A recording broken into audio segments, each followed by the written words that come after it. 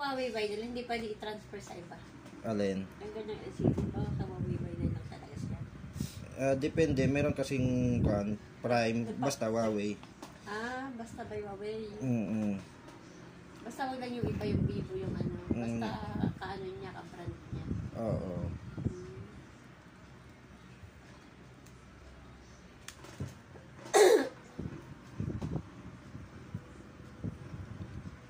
Dinikitan ko pa ito eh. Benta ko kaya sa shop yung mga LCD.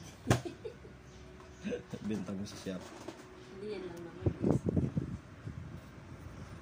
Wala kasi ako, nagputol na ako ng kuko eh. Pa hindi natin dinikitan. Hindi, konti lang naman nilalagay kong dikit dito.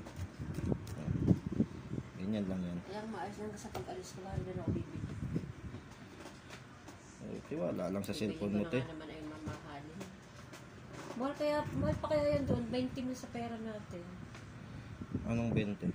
20,000 sa pera natin. Eto? Binili ko yan, yung kung i-convert sa pera natin. Nasa 20k to? Oo. Nung binili mo? Bagong labas yan din eh. Ang mahal pala, no? Oo. Kasi 7 years na yan eh.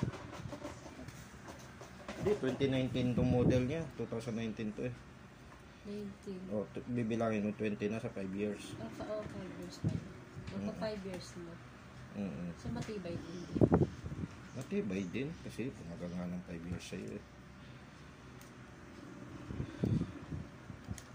At mas gusto ko yung mga old model. Kaya kung matibay yan, hindi cellphone. basta-basta nabigay niya.